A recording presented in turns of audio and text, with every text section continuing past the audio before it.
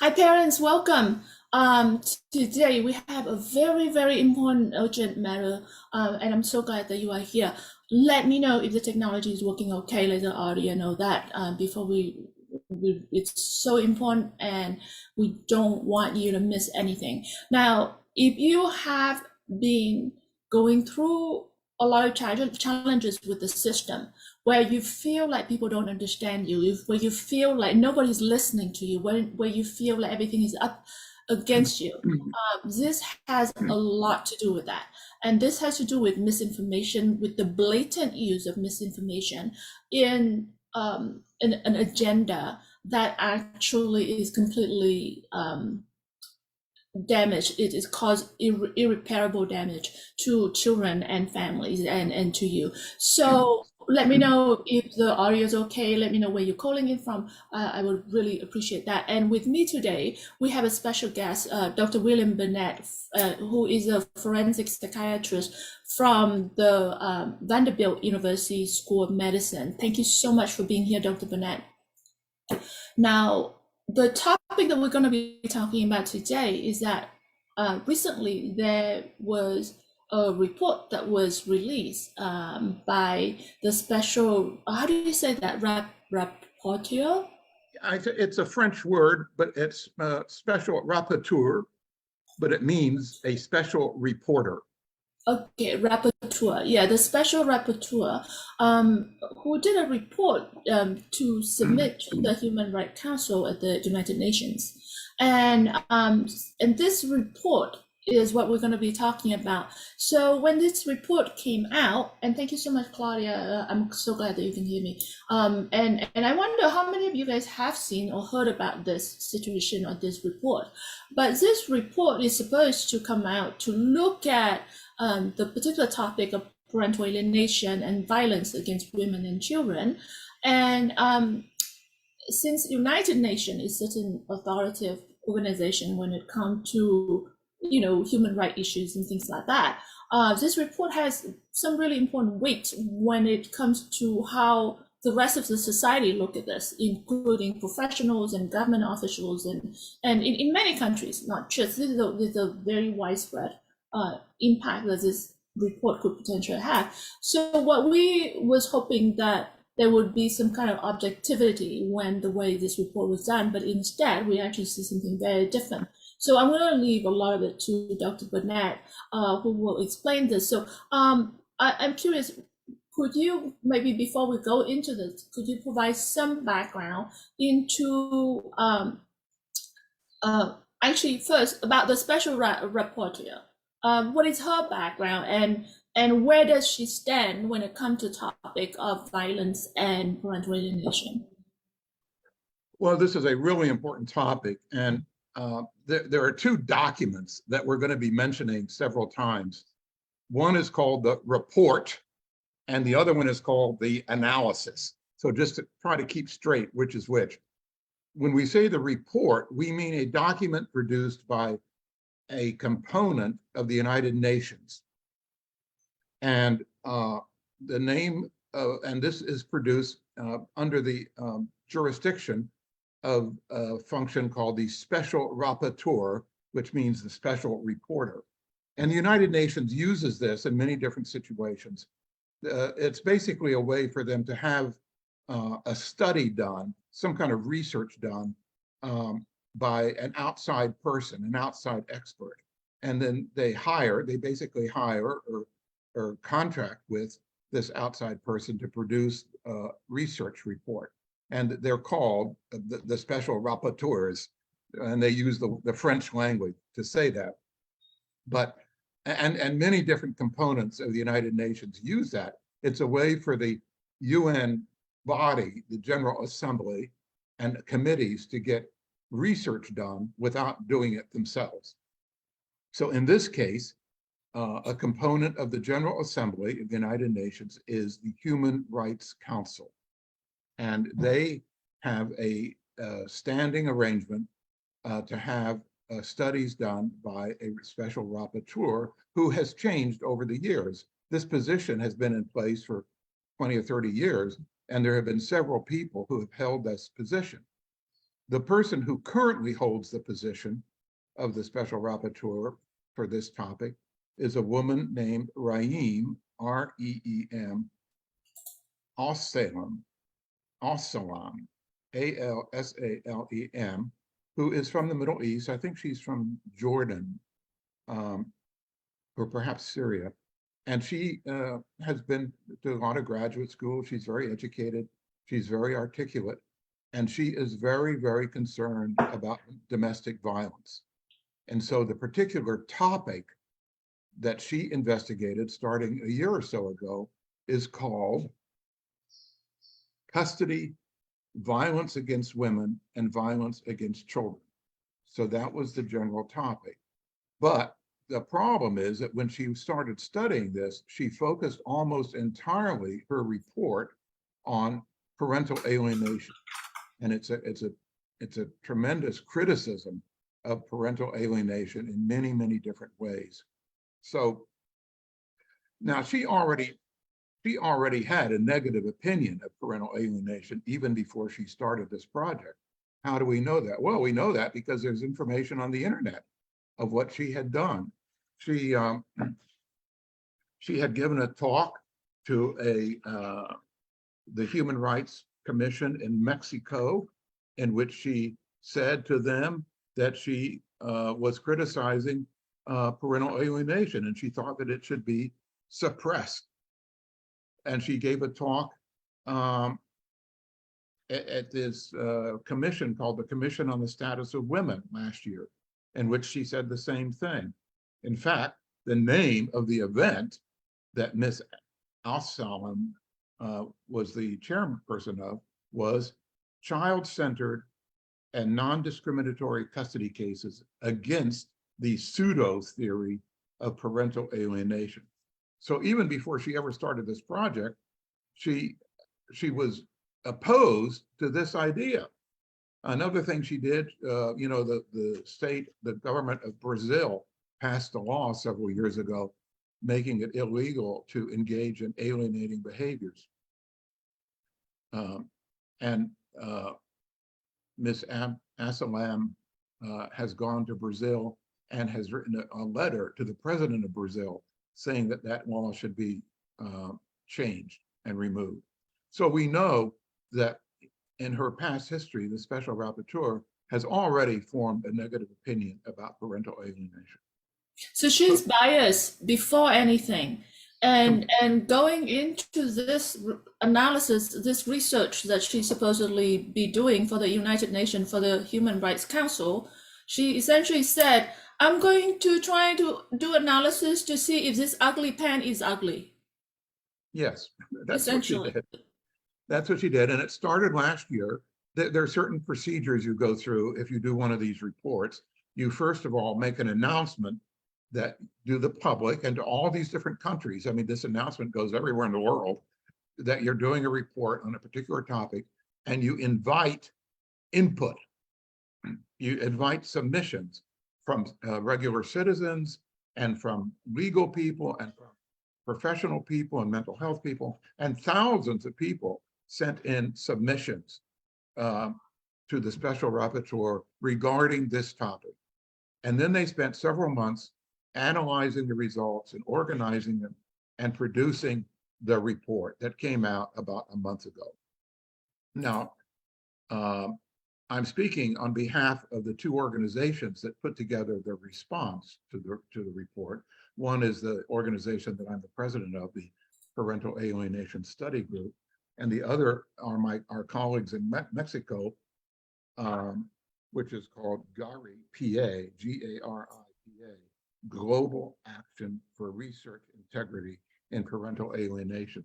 And together, several members of these organizations quickly wrote up an analysis of the report that was published by the United Nations. We did this all very quickly. And in fact, we published it yesterday. And actually, I guess on Friday. And then we also had it printed. The printing copy came out today. This is what it looks like. In other words, let's see, it's kind of hard to get this in focus, but the original report is called the Report from the General Assembly. Oh, there it is.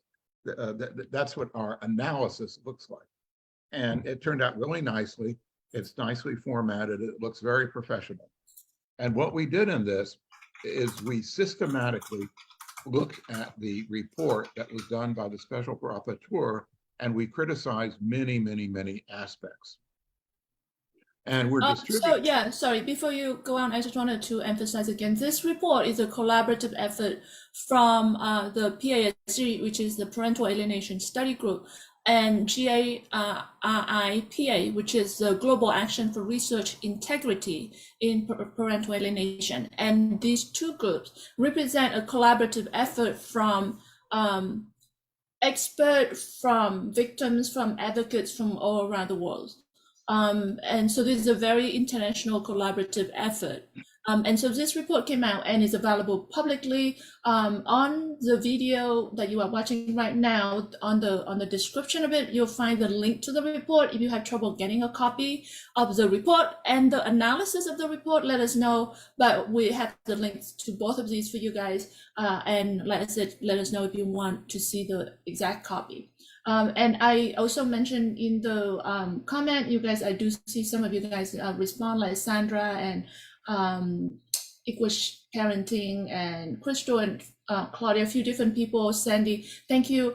We will send, if you guys wanted to contact the United Nations representative for your country, let us know, and let us know that you are interested, and your country, we will let you know the name of the person and the email address so that you can contact them to raise your concern about this report that came out. And it's very critical, it's very urgent matter, because there's a meeting on the 19th, June 19th. There will be a meeting where this report is going to be presented to the Human Rights Council and the UN. So it's very important that if you feel that this is critical, is for you to contact the representatives well before the 19th. And we really don't have a lot of time. And this is why the analysis was done very quickly. I'm sorry, yeah, please continue, Joe. Yeah, what Petra says is very important. We are doing everything we can to get our analysis out to people involved with the United Nations.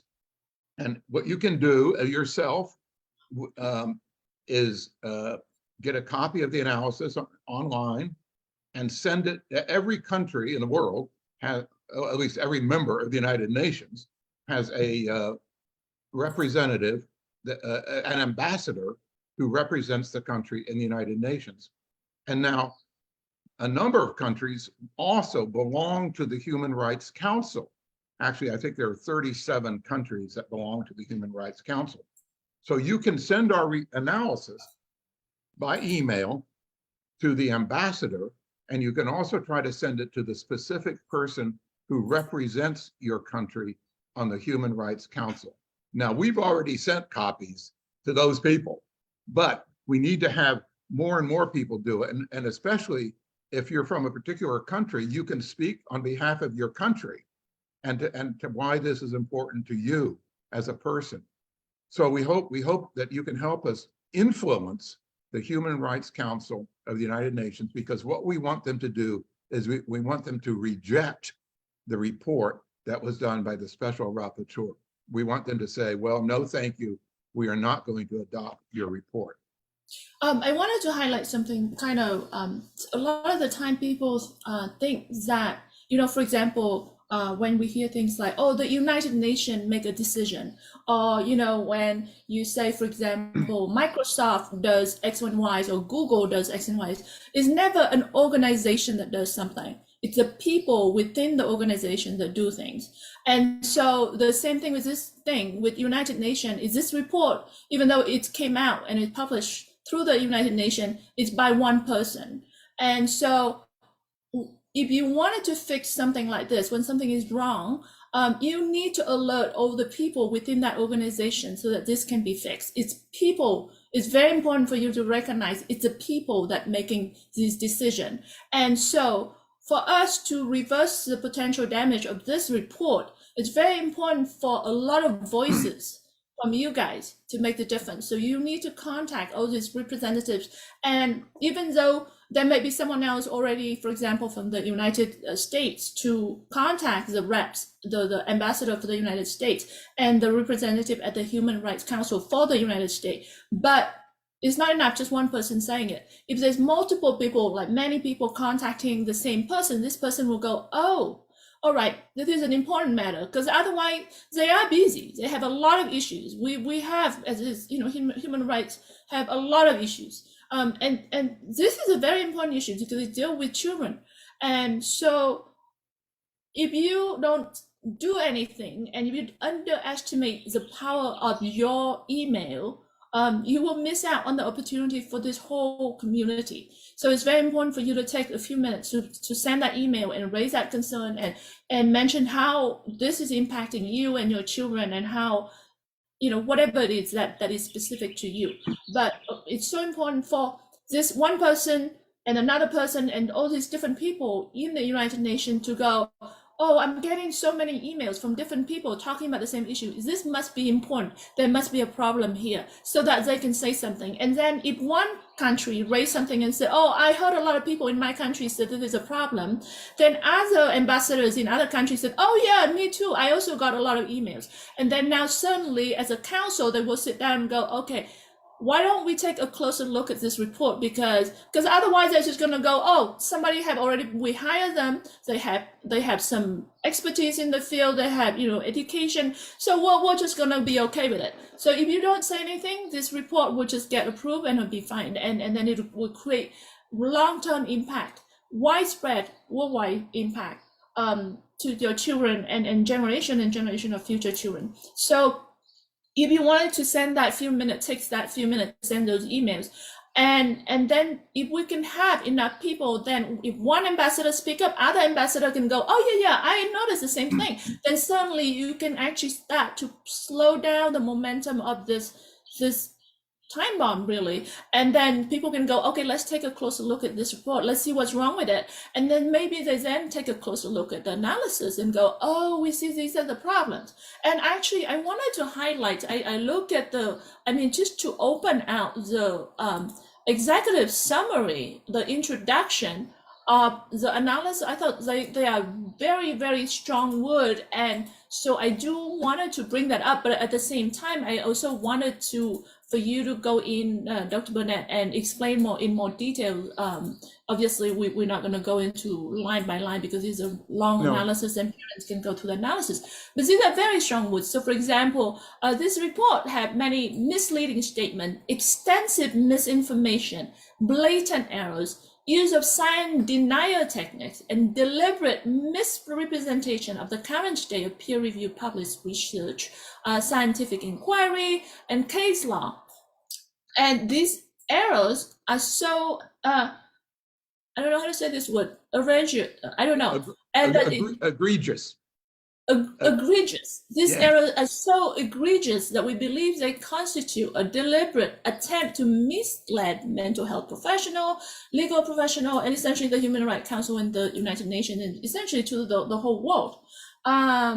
So this, and I saw the comment in the chat room from Dinger that said, what about the corrupted family court? Now, if you think that the family court is a problem, this here is going to have a huge impact in the family court, because when you go to court, people are going to say, oh, look at that. Even the United Nations said that parental alienation is not real. So your pain and your suffering doesn't exist. We don't believe that that's valid. So and then that they're going to alienators going to use that in court, and you will have trouble fighting for your children. So this is so important. And so, and then he said, the report is unreliable and dangerous, and the misinformation is likely to cause irreparable harm for children. And what you are asking is for the Human Rights Council to immediately withdraw the report from publication and prohibit any component of it, prohibit the United Nations from relying on it. So this is a very important thing, is to recognize that this report is really, really bad, and it will cause serious damage, and that the action that needs to be taken is for the UN to withdraw this report and to prohibit the use of it. So these are the key things. So the call to action for you is to send out the emails to the United Nations ambassador for your country. And if your country have a representative within the Human Rights Council at the United Nations, then send the email to that person as well. And if you need the email addresses for these two people for your country, let us know in the comment and we will give you the email address for those people. But yeah, I'm going to leave it to you, Dr. Bernet, to comment on these and any content of the analysis. Let me explain that this introduction is worded very strongly. I got to tell you that in the first draft, it was even more strong. I'm afraid we used language that might have been considered inappropriate. And so we toned it down to get the way the introduction is currently worded. And then we have an executive summary. And so all these things are only in 2 or 3 pages. If somebody's very, very busy, all they need to read is the introduction and the executive summary. But what I want to tell you is I need to summarize to you what we found wrong. Why are we complaining about all this? And there are 2 general things that we commented on in our analysis. And the first one is pervasive bias. We thought it was easy to identify pervasive bias in the way the report was organized. I guess it's in the next page. There it is. And so I'm going to tell you some examples of pervasive bias that we use. But then I said there were 2 main things. The other main thing are misleading and statements and misinformation. So what's interesting about the bias is it's illustrated actually on the page that Petra had up a second ago, is the language. It's so simple to see that the language that they use is pejorative about the concept of parental alienation. See at the bottom of the page here, they use this phrase over and over again, referring to parental alienation as a pseudo concept. That means it's a non-scientific concept. And that's a somewhat unusual phrase, as I've seen it before, but I've never seen it used over and over again. We counted them up. That phrase is used 20 times in this statement, and the statement isn't even 20 pages long. But this thing referring to parental alienation theory as a pseudo concept is a really good example. You know, this is what misinformation people do, is they state a lie and they say it over and over and over again until the reader starts to believe that what the lie is really true. So that's an example of what we're calling pervasive bias. Another big example is, what do they rely on?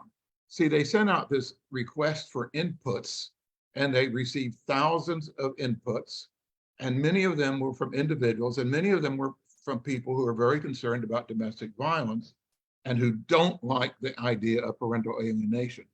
Well, that's what they relied on. This entire document that they produced by the special rapporteur quotes over and over and over again the opinions of the people who are opposed to parental alienation. Many of these are simply individuals. Some of them are websites. Some of them are Facebook pages. But they don't quote at all anywhere people who are in favor of parental alienation. It's really striking how, in fact, here, Petra is showing you right now some of the people that we know.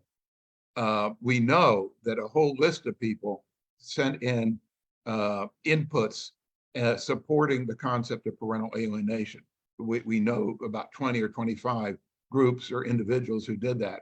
And it is so striking that not one of those is quoted in this report. In other words, the basis for the opinion of the report is totally from people who are opposed to parental alienation and totally ignoring people who might have some interest in being in favor of parental alienation. I mean, I don't know how strongly to say that, but that is an extremely biased way of producing a report that is supposed to be information for a government agency that might be United Nations. So those are 2 really good examples of the way that they use bias, or that the whole report is driven by bias. So that was one big heading. And the other big heading are the examples of misinformation, what we call blatant misinformation. And here we cite maybe 30 or 40 examples where we say something is incorrect or something is misleading. And let me see if we can give you a couple of examples. Well, I'll give you a very common saying that comes up in these cases is they say, here, right there, at the bottom of the page that Petra has up, the report falsely states that parental alienation theory has been dismissed by medical, psychiatric, and psychological associations. Now, if you do any reading on this subject, you've heard that many times. They say there's no professional organization in the United States that has ever endorsed the concept of parental alienation. And that is simply a lie. And that's what it states in this report from the special rapporteur. We've seen this so many times that we've done our own research, and we can easily document that it actually has been adopted or endorsed. I guess the better word is endorsed.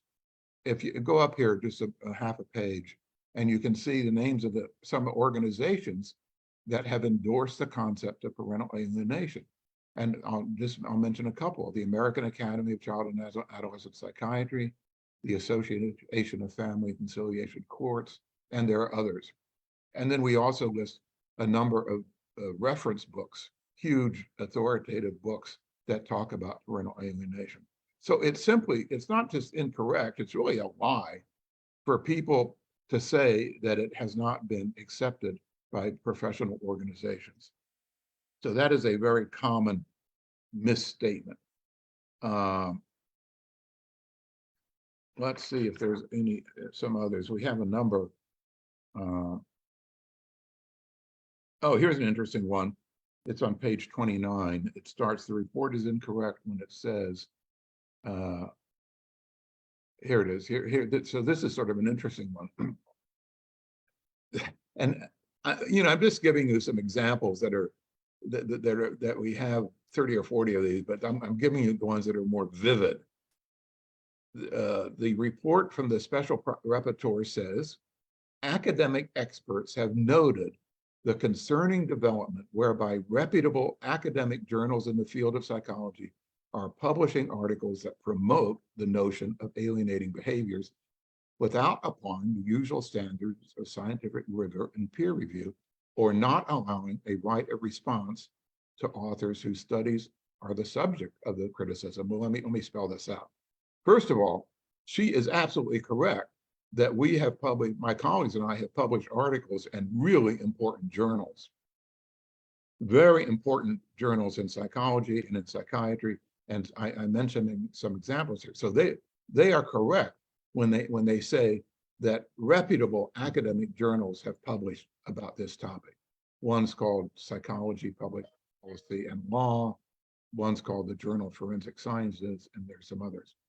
But what they are claiming is that these journals publish articles about parental alienation without doing peer review. That's a lie. That's a blatant misinformation. It's a false statement, and it's kind of insulting to say that these extremely prestigious journals are not conducting peer review, that they're simply automatically publishing articles about parental alienation. And all of us have been through this. The parental alienation scholars have been very successful in this part of the battlefield. We've been very successful in getting articles and book chapters published by really good journals.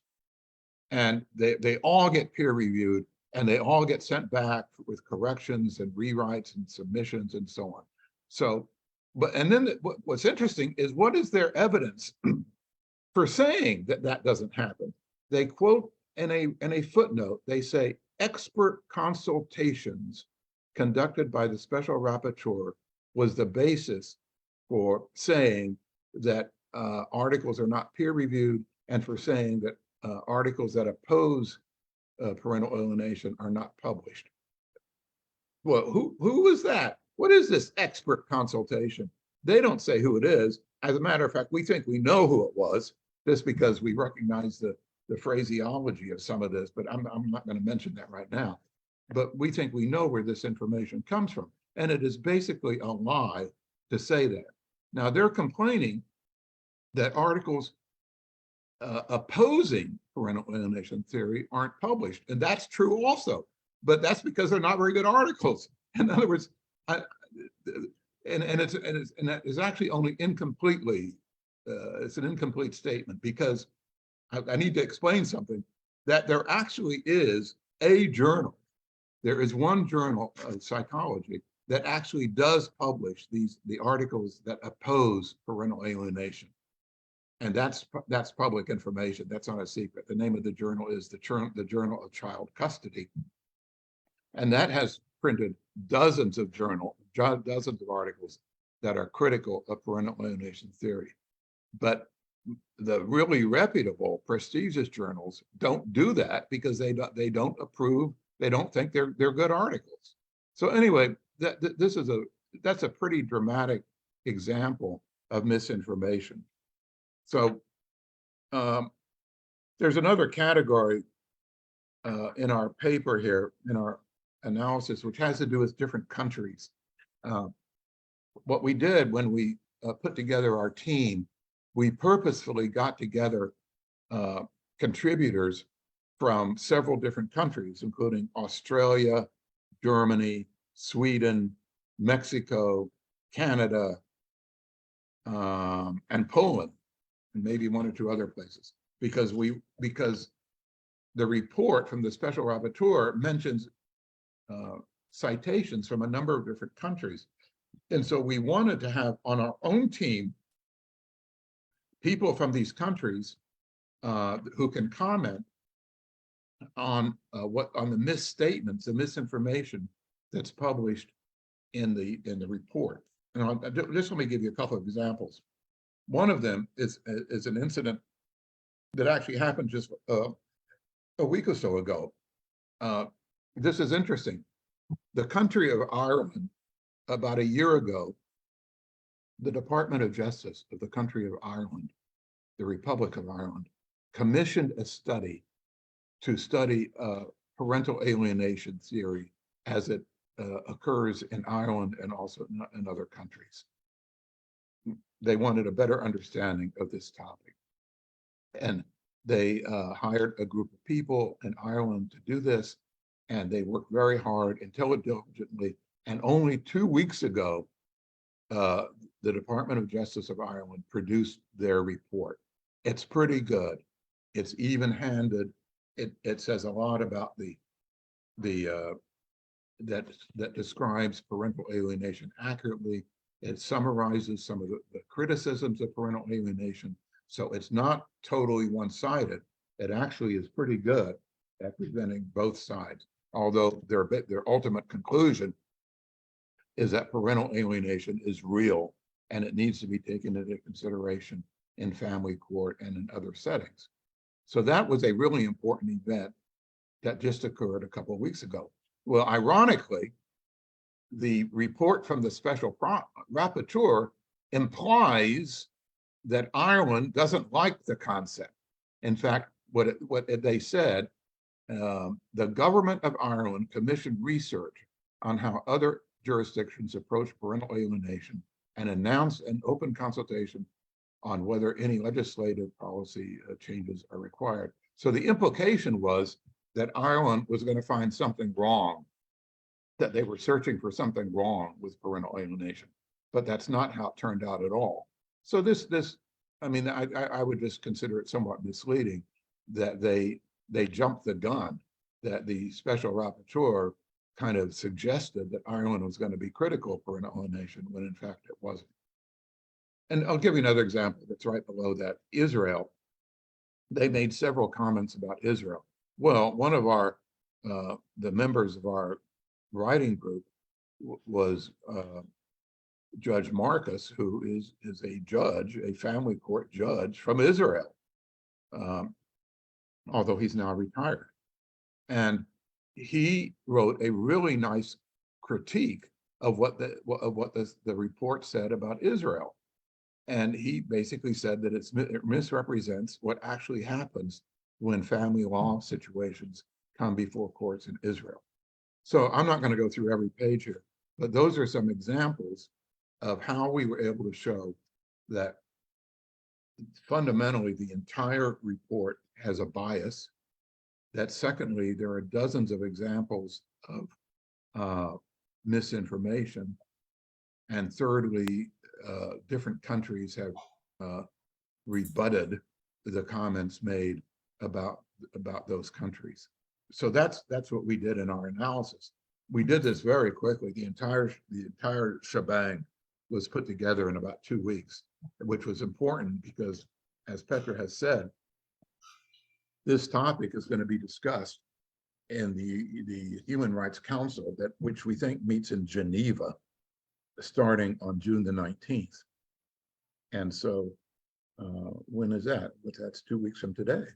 And so we really need to get the word out to the people who are in that meeting, which means very many countries have representatives on the Human Rights Council.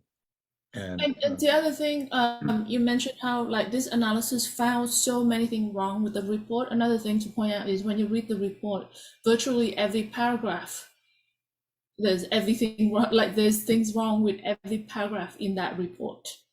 It's not subtle.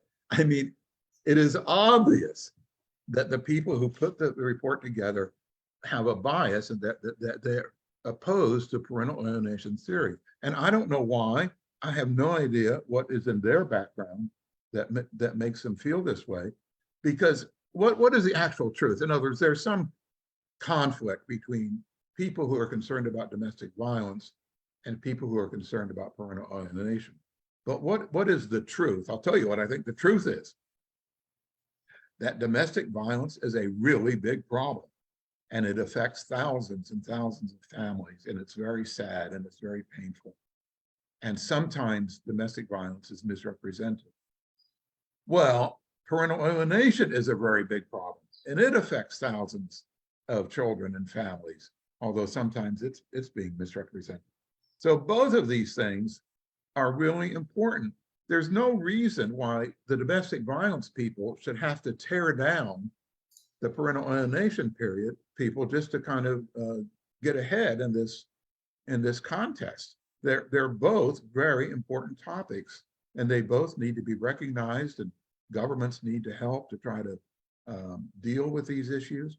But the idea that you have to totally get rid of parental alienation scholarship in order to promote domestic violence scholarship is ridiculous. Right, and in fact, parental alienation is a particular type of domestic violence. And it's also a very hostile and aggressive type of domestic violence. Yeah, actually. of course it is. And the other thing, of course, is this report from the special rapporteur is supposed to be representing the interests of women. And obviously women are the victims of domestic violence, but women are also the victims of parental alienation. There are situations where the dad is the alienating parent and the mom is the rejected parent, and she is the victim of parental alienation. And what they're doing by trying to get rid of parental alienation, they're damaging all these women who are victims of parental alienation. So that is also tragic. So and we mentioned that's one of the things we mentioned in the executive summary, that this whole thing is tragic. And in fact, another point in the executive summary is that this whole thing is promoting dissension. Their report is promoting polarization and fighting among these different components, the domestic violence people and the parental alienation people. And that's the last thing the Human Rights Council should be doing. They should be helping different points of view collaborate and learn from each other. So there are so many things wrong with this report. We're hoping that the Human Rights Council representatives will realize that and will not accept it. Yeah, and I mean, I see in the comment, even in the chat room, many of the people appear to be female. I mean, I saw, for example, Alexandra said, this makes me so mad. I see like a lot of people I know that are female, Melissa, what is it, Claudia, and not only that, what this does is that not only they did nothing to help with the experience and the trauma that caused to people like me, who are the children that suffer, denying that is like another level on top of that, is adding to the abuse. Because not only you did not do anything to rescue us, to help us, now you're denying my life experience as a children, that I grew up with that, and denying my suffering, and you're adding to the abuse, and this is just outrageous. So I do see a lot of comments from people that are asking for the email addresses, so just let us know. And also, if you are female and you believe that this is damaging to other women, or if you are men that you believe that this is damaging for women, please let us know. And let us know if you want to comment, if you want the email addresses. If you have trouble finding the report and the analysis of the report, let us know. We will send you whatever you need. And please take a few moments to send the email out to your ambassador to your country. And if your country has a representative in the Human Rights Council, please do that, as well as send it to the Human Rights Council actually have a common email address for the whole council as well. You can send the email to that as well to let them know, because that way, the more people getting complain about this, the more we have, you have a chance of stopping this. I see Sandy said, I need a report, please. I see Crystal said, appreciate you pointing this out. I have 2 daughters who were also in a situation. I saw comments from Dawn, said, thank you for the important work. I did see some question earlier. I want to make sure I don't miss anything, and let us know if you have any other question. Let me see. I know I saw a question earlier. I apologize. Okay, I saw a question from Bernet that asked, there's so much effort going on into the denial of the office, and I wonder why that should be. And I think Dr. Bernet kind of touched on it, is that for some reason, the people who are advocating for victims of domestic violence believe that they have to destroy this concept of parental alienation in order to further their cause. For some reason, we, the victims of parental alienation, have made into the sacrificial, thing for them. And it's I'll really tell you strange. Another reason for the attack is, I really, in modesty, would say that I think my colleagues and I have been very successful in terms of the academic battleground. We've published articles in really important journals, really important research, hundreds of research papers, book chapters and books. I mean, it's just overwhelming. And what we haven't been successful at is on the political battleground, is the people who are our opponents are a little bit better at dealing with politics. And they've done that in the United States Congress, and now they're doing it in the United Nations and in other countries in Europe, actually. So we need to get our act together a little bit better. So please contact. Also, if you happen to know somebody who actually works at the United Nations in almost any capacity, please let them know what's going on, because see, they might know how to send something to have an influence. In other words, to the, for instance, to the chairman of the Human Rights Council or whatever. I actually knew a woman who was a representative from the United States she wasn't the ambassador, but she was the representative to one component of the United Nations. It was a few years ago, and I'm trying to track her down to see if she can put us in touch with somebody. But it's a small world, and in some places we do have connections. Like in Mexico, our colleague in Mexico knows he's a psychiatrist, and he knows the ambassador from Mexico to the United Nations, who is also a psychiatrist. So we do have some personal connections that we hope to make use of. But if anybody listening to this, if you know anybody who works at the United Nations, send them the information and see if they can help us out. Yeah. And also, I'll do one more thing. Journalists, it would be great to get some articles out in mainstream newspapers in the next week or so about this. And so if you happen to have a connection with somebody in the Washington Post or the LA Times or the Chicago Tribune, see if they're interested in this topic, because it's a colorful and provocative thing to write about right now. Right. So like Dr. Bernet mentioned, that we have the science behind us.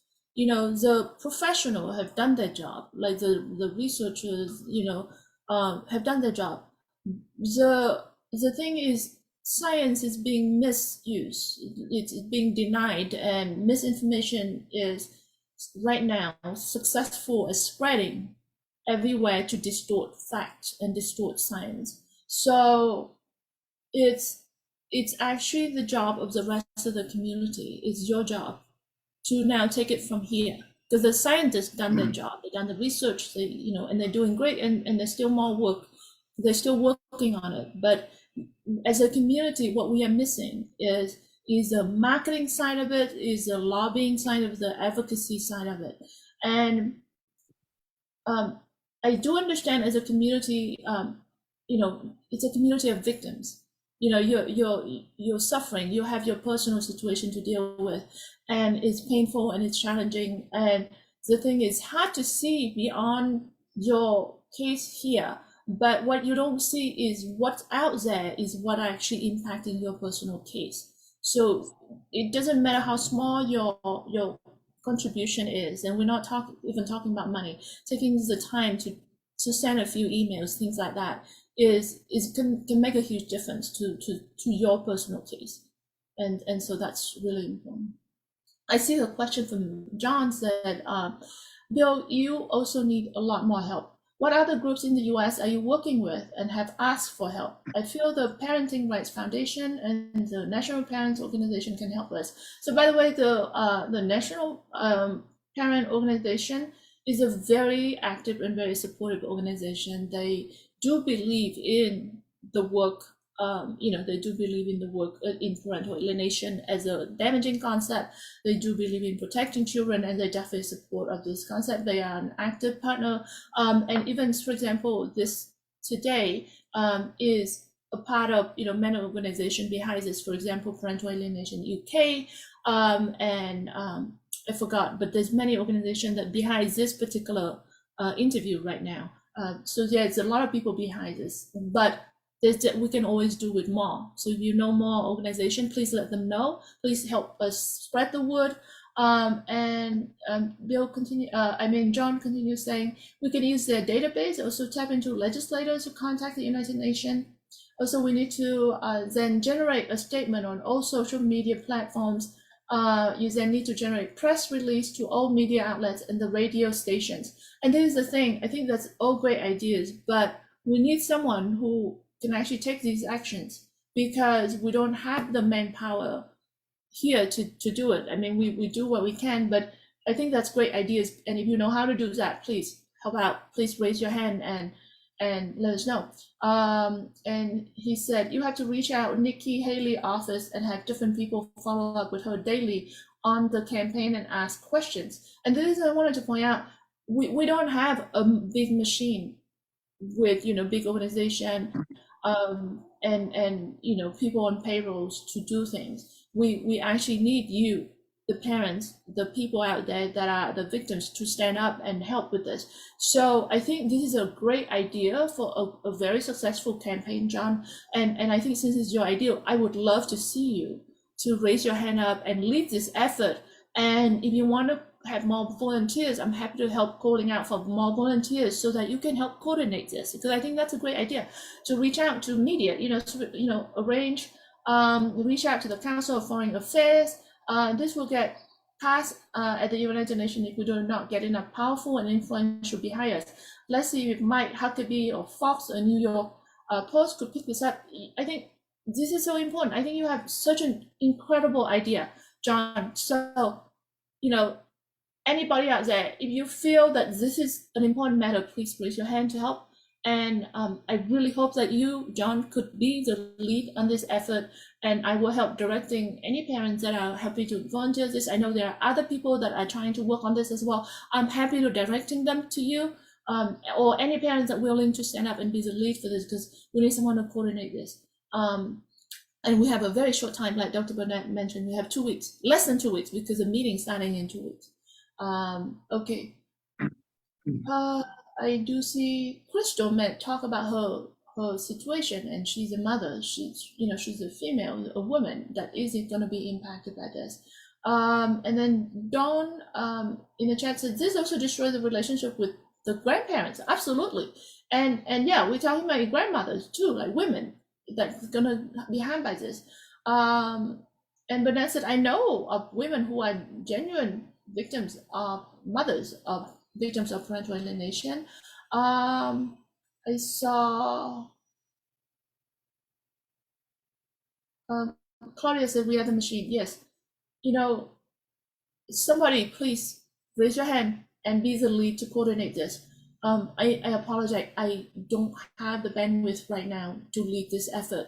If somebody could just raise your hand, message me, message us, put in a comment or whatever to let us know that you would be coordinating this media campaign. I think John's idea is amazing. Any other idea that you have, just let us know. And if somebody can be the lead and anybody else want to volunteer in this effort, and then for every parent, please, if you are willing to send out a few emails, let us know, because I will give you the email address for your representative and the link to the report, the link to the analysis, and any information that you need. And please help us share this as wide and far as you can. If you have any other comment or questions, you put it in the comment. Dr. Bernet, is there anything else that you wanted to cover, and any final words before we go? Well, I really appreciate everybody's attention. And Petra mentioned a number of good ideas that have been mentioned by other people. We put a huge amount, we put hundreds of hours into this in the last couple of weeks just to get this document together. But we have distributed it as best we can. But we really do need to get it out to the media. I mean, we haven't done a press release. I don't think we know how to do a press release. But if somebody knows how to do that kind of thing and knows how to contact major newspapers, that would be really great. And if you can help us do that, we can certainly provide the documents and the background. But incidentally, take a look at the analysis, because the analysis really explains the introduction and the executive summary really explains the situation really well. If you could get a newspaper person to read those 3 pages, they would understand what's going on, and maybe they can write it up. Yeah, if we could get some media attention, that would definitely help, because it is such a violation of power, abuse of power, because she was given the power to create something that is supposed to represent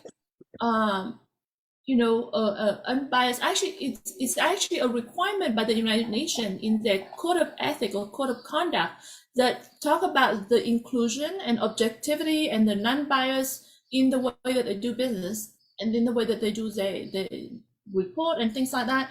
And this is completely against that code of conduct. So the complete violation of all that. And then on top of that, it's the impact of this in terms of like the violation of human rights is a very serious matter. So definitely everyone. Okay, Melissa said, okay, so Equal Parenting International, if you look at the description of this video, you will find a link to the report as well as this analysis that we just talked about. And if it's not there, I will make sure I will update that. And then I saw Sandy asking for the email address. I will give it to you after this, within today. And then Melissa said, could we have a meeting to events so that we can coordinate the effort? Melissa, do you want to take the lead on this? I just need someone who would be willing to take the lead. So if somebody can let me know you're willing to take the lead, I can direct everything to you. And I'm happy to provide, Zoom platform, from my pro account so that you guys can use it for communication, whatever, etc. Okay, John said that he might be willing. Thank you so much, John, please, because I think you have the idea. Very, very good idea, very systematic, very thorough. I love that. And I know there are people that will support you and will be behind you. So if you want to be the lead, please let me know and I will direct everyone to you.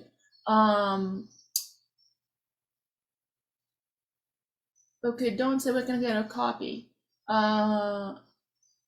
Because I want to send to the media. Yeah, Dawn, the same thing. I will either look at the description of this video or I will respond to you within today. And Alessandra said she would be happy to volunteer to co-work with someone who is leading this. So yeah, great. Thank you so much, parents. I saw Claudia and I know Rael is also working on this. And I also know a huge group of people that are also willing to work on this behind the scene, but we need a lead to coordinate all this. So thank you so much, everyone. And Dr. Bernet, thank you so much for your time, not just for this, but for the cause, for your work for years over this matter to help children. And thank you so much, parents. Please help share this. And I will see you guys soon. Please join the mailing list if you are not already joined the mailing list on victimtohero.com website. You will saw the mailing list link. I know we haven't been sending emails, but we will, with special matters, we will. And also, we have some other events coming up soon. So check out on Victim to Hero event page on Facebook. And I know the website hasn't been updated, but a lot of things are on Facebook. And we will post this on YouTube as well. So thank you so much, everyone, and stay wonderful. Bye-bye.